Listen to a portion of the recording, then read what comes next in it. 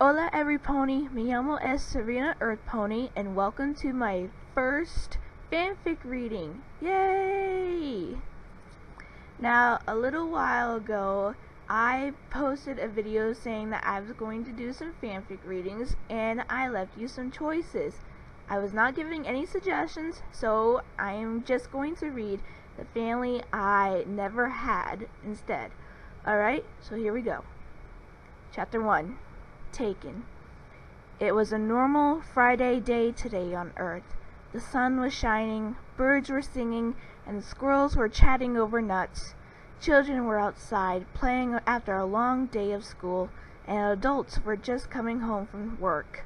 All were excited and ready for the weekend. Now we go to the odd side of this normal neighborhood. A green, lopsided house where our favorite 12-year-old disguised Urkin, Zim, was just walking out the door. "I'll be back later, Gur," he called to his robotic dog. "I'm just heading down to the store to get a few things." "Aw, why can't I come with you?" Gur whined. "Because you and Minnie Moose need to make sure that nobody comes into the house," Zim answered. "I'm counting on you two. Don't let me down." With that, Zim slammed the men's bathroom door closed and walked down his pathway. As he was just about to turn the corner, he caught something out of the corner of his eye. He turned his head to see a shiny, black convertible sitting just 2 houses away. Zim shivered at the sight of the car. That car has been sitting there for 3 days straight already. He assumed it was abandoned, considering he never saw anyone exit or enter the vehicle. But almost every few hours, the car would leave, only to come back an hour later. It made the small Urkin feel really uncomfortable. Zim shivered again and ran off, down to the direction of the neighborhood dollar store. When Zim finally entered the dollar store, just a block over from his house, he finally allowed his heart to relax. Why was he getting so worked up about a black convertible? It was just a stupid Earth vehicle. He shook it off as he began his shopping. Let's see, stick-free gum for Gur, sunflower kernels for Minnie Moose, a variety of snacks for the Urkin himself, a box of paper clips, laser pen, scotch tape, 12 bottles of paste, and a miniature squirt gun. Now, you must be wondering, what could he possibly make with all that? Well, don't underestimate Zim. You know he's got ways. As Zim carried his shopping basket up to the counter, he took notice of all the adults giving him a strange, yet concerned look. "Filthy human tallis," he spat in his mind. "It's like they've never seen a special needs Smeet before." When he finally got to the counter, he placed all of his items up, allowing the female clerk behind to scan them all. "Will this be all, sir?" she politely asked him. Yes, fellow filthy human. This will be all," Zim nodded, just wanting to get the heck out of here. "That'll be $24.89 then." Zim huffed and gave the human a $25 bill. "Keep the change," he sort of commanded as he started lifting all the bags. "Would you like some help carrying that to your parents' car?" the clerk asked him kindly. "I can get Gerald to help you out." "Zim needs no help," Zim hissed back at her. "And besides, my parents aren't here, nor do they have a car." "You're here all by yourself?" "Of course," Zim raised an eyebrow. "It's just a dollar store." "But there are a lot of predators out there that would just love to take advantage of a sweet, innocent 12-year-old boy." Zim rolled his eyes as he picked up the last of the bags and began walking away. "The concern is appreciated, human, but not needed. I only live a block away," he responded before walking out the door. As soon as Zim was out of view, the woman pulled out a black walkie-talkie and spoke into it. "Janet! Richard! Are you there?" she asked. "This is Richard speaking," said a male voice on the other side. "You got him?" "We got him. He's heading back home now." "Copy that. Janet and I will be waiting for him when he gets home. Gosh, his robot dog is actually quite friendly, and his stuffed toy moose is pretty adorable." "You're going to let him keep them, right?" "Of course we are. Don't worry about it." "I hope you take good care of him." "Don't worry. He's in good hands." Back with Zim, the young Urkin finally arrived back to his house. He was just about to walk up the pathway when he noticed that something was different. He stood there, trying to figure out what it could be, when he suddenly gasped. The convertible was parked right outside his front yard, and it was empty. Quickly, Zim dropped his bags and ran to the front door, fearing the worst. When he threw the door open, he nearly choked. Sitting on the couch with Gur and Minimus were two human adults, one male and one female. The female looked to be in her 20s. She had blonde hair up in a bun, blue eyes, and she was wearing a black pantsuit with black heels. Her fingernails were long and black, and she carried a silver clutch. The male was also in his 20s. He had slick brown hair and green eyes. He was wearing a simple white button shirt with a black tie, brown cargo pants, and black work shoes. "Who are you two, and what are you doing in my house?" Zim hissed at the two adults. "Zim," the female sighed as she stood up, "my name is Janet Winston, and this is my partner, Richard Null." "Pleasure to meet you, young man," the male nodded. "We are here because it has come to our attention that you have no parents." "What?" Zim gasped. "Of course I have parents. Every normal human worm baby has parents." "We have seen what you call to be parents, Zim," Richard frowned. "There are only a couple of badly malfunctioning robots." Zim's eyes widened. He couldn't believe it. These two humans could tell that his robo-parents were not parents at all? Well, now he was caught. What should he do now?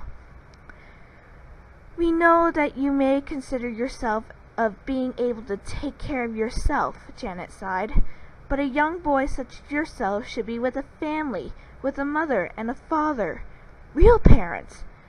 "We only want what's best for you, Zim," Richard agreed as he stood up next to Janet. "So we're taking you into custody and sending you to an orphanage, where you will have the chance of being adopted." Zim almost gagged. Him being adopted by a human? Why, it was unthinkable. But he knew that this was most likely a battle he would surely lose to. "Please do not try to fight us, Zim," Janet pleaded. "I don't want to have to get the police force in here." No need," Zim sighed, now that he knew that this was really a lost cause. "I'll go with you." "Great," Janet smiled. "Go ahead and pack up whatever you think you might need." "The rest of us will be waiting for you in the car," Richard nodded. "Does that include Gur and Minimus?" Zim challenged. "Of course it does." This at least made Zim smile a bit, knowing that he would have someone familiar with him. It didn't take long for Zim to pack up his stuff and enter the car, where Richard, Janet, Gur, and Minimus were already waiting for him. Once the disguised Urkin was in the car, Richard started the vehicle and they drove away. As they drove, the car was awkwardly silent. Richard was paying attention to the road. Janet was informing the orphanage. Minimus was pretending to be a doll. Gur was asleep on Zim's lap, and said Urkin had his arms crossed as he stared out the window, watching everything familiar to him pass by. "Cheer up, Zim," Janet finally smiled to the boy. "I'm sure that on your first day, you'll be adopted immediately, and you'll be back out there with a new family."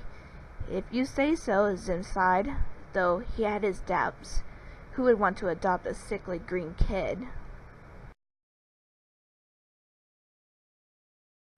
Chapter 2. Orphanage. After a full hour of driving, the five of them finally arrived at their destination, the CASI Foundation for Children. The building was a big white house with a blue roof. It had a balcony in the front, with two blue pillars holding it up. It had many windows with blue frames, and it also had a couple of bikes leaning against the side.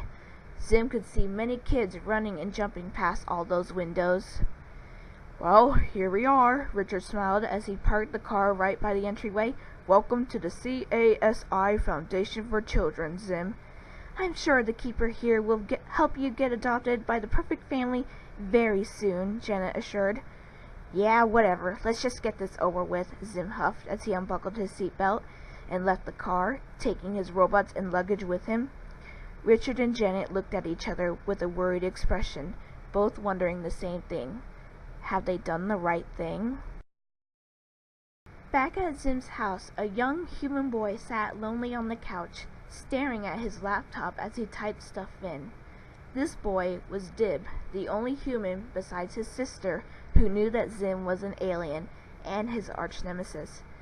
Dib had been spying on Zim's house as normal when the alien left for the dollar store. He was about to follow him when he saw the black convertible park just outside of the alien's house. When he saw the two caseworkers go into Zim's house, he was curious, so he stayed hiding in the bush. When Zim came back and started talking with the two humans, Dib took this time to place a tracking device on the vehicle.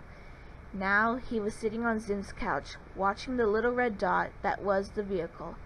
The dot moved for about an hour before it finally stopped at its destination. When Dib saw the location, he gasped. "The CASI Foundation for Children," he gasped. "Zim's being placed in an orphanage? I thought he was being taken into custody because he was finally discovered to be an alien." Dib frowned as he thought back to what happened. But then again, if they knew he was an alien, I guess they would have left him uncuffed or something. Dib groaned and slapped his forehead in frustration. Stupid!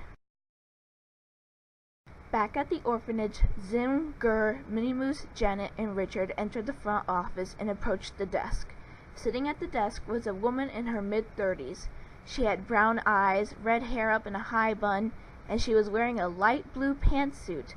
Richard gave a slight cough, making the woman look up. "Ah!" she exclaimed. "Janet and Richard, you have finally returned."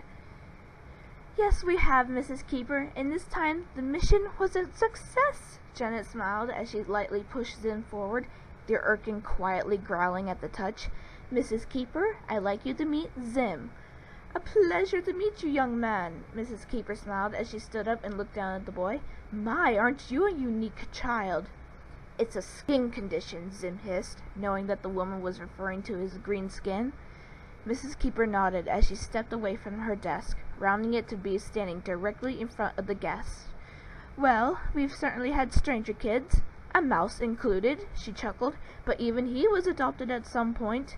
Don't worry, Zim. I'm sure there's a perfect family out there for you somewhere. Why, they may even come in today." "I bet it's great to think positive, isn't it?" Zim sighed. He really missed his old life. "Can I just please be dismissed to my sleeping quarters?"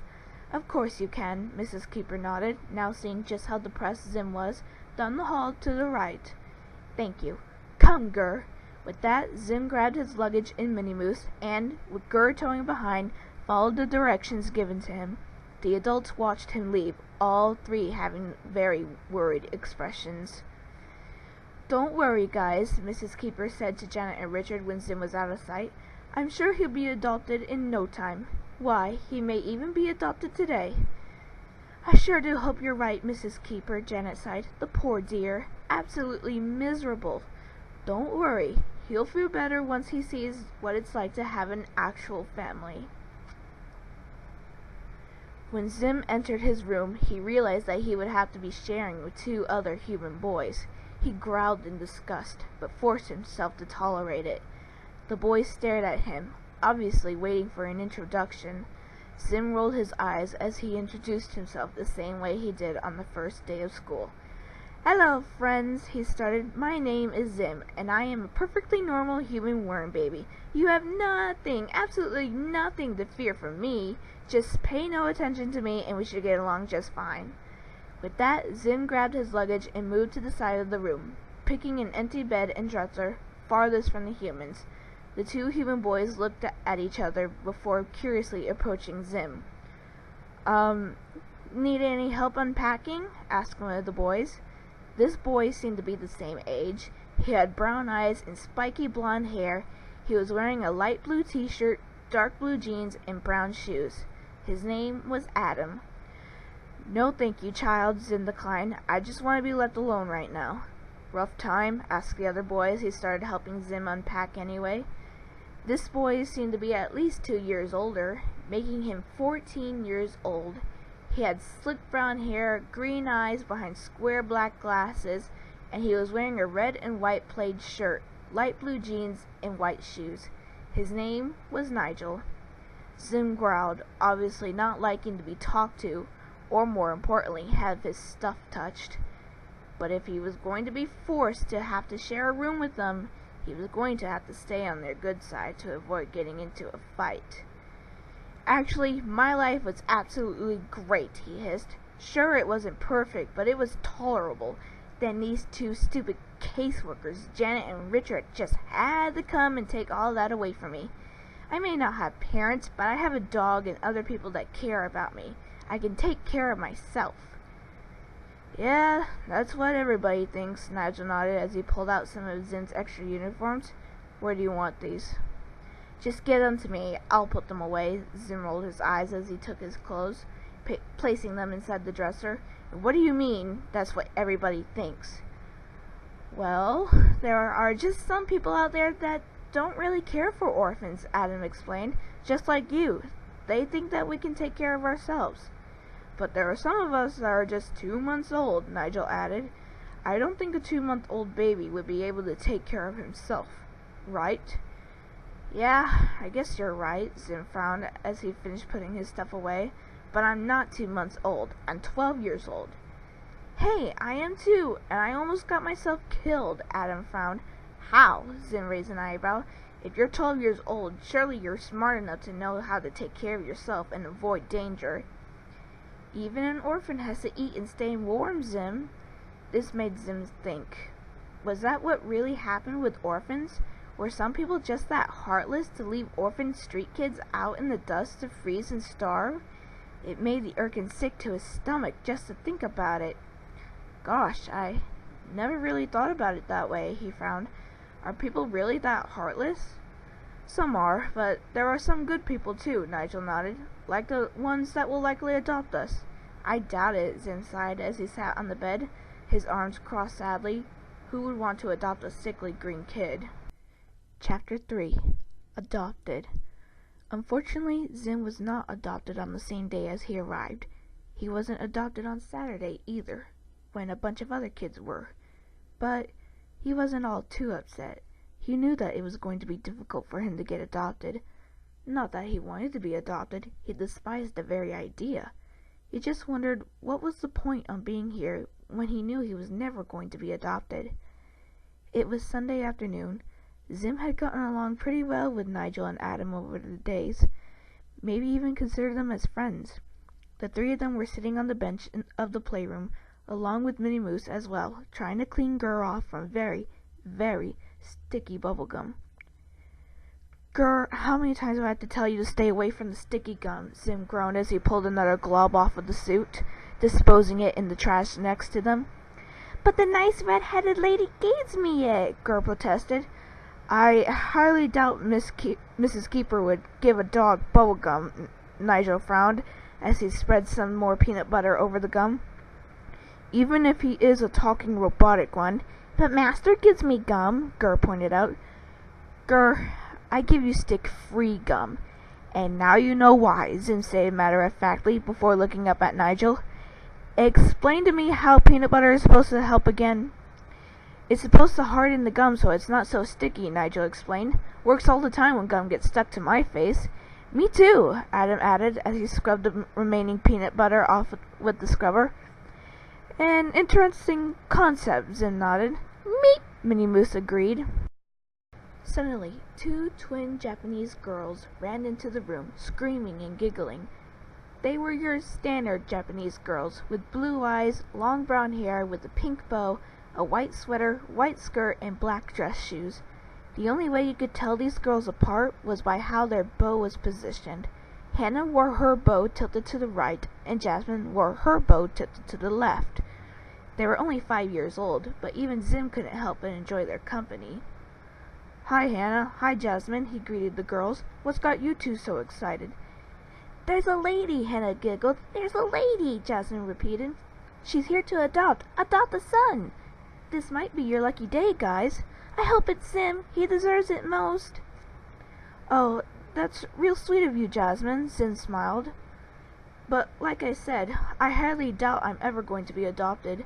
Who would want to adopt a sickly green kid?" "Maybe she might," Nigel nodded to the door. Zim looked to where Nigel was nodding to, and he gasped. Standing in the doorway was the most beautiful woman he had ever seen. She seemed to be in her 20s. She had long blonde hair up in a ponytail and had extremely pale blue eyes behind thin black glasses. She wore a white shirt with black sleeves saying, "Live free, love true," light blue jeans, and black tennis shoes. She was the most beautiful thing Zim had ever seen. Hannah and Jasmine giggled as they ran up to the woman, taking her hands and gently pulling her to the boys. "Here's the 3 best boys in the home," Hannah said to the woman. "This is Nigel, Adam, and Zim," Jasmine introduced them. "A lovely pleasure to meet you all," the woman smiled. "My name is Christine Vandermellen. I'm looking to adopt a son." "Well, you're in luck, ma'am, 'cause we just so happen to have the best son for you," Nigel grinned to Adam. "Yep," Adam agreed as he nodded to the girls. The girls giggled, catching on quickly as they pushed Zim forward. "Here's the best one in stock," the twins said together. "What, guys?" Zim gasped as he realized they were talking about him. Interesting," Christine smiled as she knelt down to Zim's height. "Tell me, child, what is your name?" Zim hesitated. Zim. "Ah, Zim Vandermellen," the woman chuckled. "Has a nice ring to it, don't you think?" "Oh, I absolutely agree, Mrs. Vandermellen," Nigel agreed. "Please, it's Miss Vandermellen." So, she was wanting to be a single mom then? Interesting. Zim chuckled nervously, unsure what to do. "Say something," Hannah whispered to him. So, why are your eyes so pale?" he finally asked. "Oh, that's because I am blind, child," Christine answered.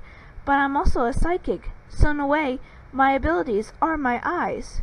"Ooh, a psychic," the others gasped. "So, does that mean you can see me even though you're blind?" Zim asked her. "Somewhat, yes," Christine nodded. "I'll prove it. I take it your green skin has to do with a skin condition?" "Wow," Zim gasped. "You really can see." "Yes, my skin is green because I have a skin condition. I'm a very sickly child. This medical backpack of mine also helps keep me alive, as it seems that I was born missing a few of my organs." "How sad," Christine frowned. "Anything else I should know?" "Well, not really," Zim sighed. "I've only been here for 2 days. There's not really much about me, except that I've been taking care of myself in my own home before I was taken away and put here. But at least they let me keep my dog and miniature moose." "Yay!" Gur squealed. "Meep!" Minnie Moose also cried. "Well, that's quite a shame that you haven't been adopted yet. You seem like such a nice young 12-year-old boy. I keep telling people nobody's ever gonna want a sickly green kid," Zim shrugged, "but nobody believes me." "Have faith, child," Christine smiled, lifting the Urkin's chin up to her. "I know for a fact that there are some people out there that would love a child like you." Zim's face flushed at this. Could it really be true? Could it actually be possible for him to be adopted? Again, not that he wanted to be. "Well," Christine said as she stood back up, "I think I've made my choice. I'll be leaving you kids to your playtime while I write some paperwork with Mrs. Keeper." "Bye, Miss Vandermellen," the children all farewelled as she left the room. Once the woman was gone, Nigel, Adam, and the twins started screaming with joy. Even Gur and Minnie Moose couldn't help but hug each other and jump up and down. Zim frowned at the ridiculous behavior of his friends. "And what has got all of you so excited?" he asked. "Oh, Zim, how could you not see it?" Jasmine squealed. "See what?" Zim raised an eyebrow. "Isn't it obvious? Miss Vandermellen is going to adopt you," Adam laughed. Me? Zim blinked, pointing to himself. "She's going to adopt me?" "Of course," Hannah gasped. "After all, you're the one she really visited with." "That's not true. She visited all of us," Zim frowned. "Yes, but you're the one she wanted to know more about," Nigel nodded, "which always means that they want to adopt you." Zim's whole body shook at this possibility. Could it actually be true? Was he finally going to be adopted? And by someone so beautiful and unique? Suddenly, the intercom set up in the playroom came on, and Mrs. Keeper's voice came through. "Would Zim please head to his sleeping quarters and gather up all of his belongings and then meet at the front desk, please? You are being adopted today." Zim gasped and looked at the others, unable to believe these news. The 5 of them suddenly squealed, jumping up and down as they hugged each other. "I can't believe it! You guys were right!" Zim laughed. "She's adopting me! She's adopting me!" "Come on, Zim, let's get your stuff together," Nigel laughed. "Oh yeah, that's right," Zim giggled. "Let's go!" With that, the 5 of them, with Gur and Minnie Moose tagging behind, ran back to the boys' room to help pack up all of Zim's belongings. When Zim had all of his stuff packed up, he, Gur, and Minnie Moose, escorted by their friends, walked towards the front desk. When they entered, there was Christine Van Millen, sitting and waiting patiently for her new son to arrive. "Surprised?" she chuckled as she stood up, approaching her new family. "Very much surprised," Zim nodded. "I didn't think that you would actually pick me." "Well, let's just say you stole my heart, Zim." Zim chuckled with flushed embarrassment. He couldn't believe this was actually happening. He was actually being adopted by a human. Zim's whole mind was a mix of emotions: disgust, fear, sadness, humiliation. But at the same time, he also felt happiness, excitement, wonder, and love. "Are you ready to head home?" Christine asked him. "Ready as I'll ever be," Zim shrugged. Christine nodded as she picked up Zim's luggage and carried it to the car, allowing him to say a few words to his friends before leaving. "Goodbye, Zim," Hannah sniffed as she hugged him. "We'll miss you." "Take care of yourself out there, buddy," Nigel nodded as the two shared a fist bump. "Send us lots of letters," Jasmine demanded. "And don't forget to visit," Adam added. "Don't worry, guys. Everything's going to be fine," Zim smiled sadly at them. "And hey, let me know when you guys get adopted yourselves." "We will," they nodded. "Bye." Zim waved at them as he left the home, following Christine, Gur, and Minnie Moose to the car. It's only been 2 days, and yet he already kind of felt attached to those kids. They were his friends, unlike Dib or Keith. Those kids were actually nice and tolerable. He really hated to part with them. "Good luck," he called out from the window of the passenger seat as the new Van Melon family drove away. How well do you think Zim will handle being a Van Melon? Find out in the next episode of The Family I Never Had.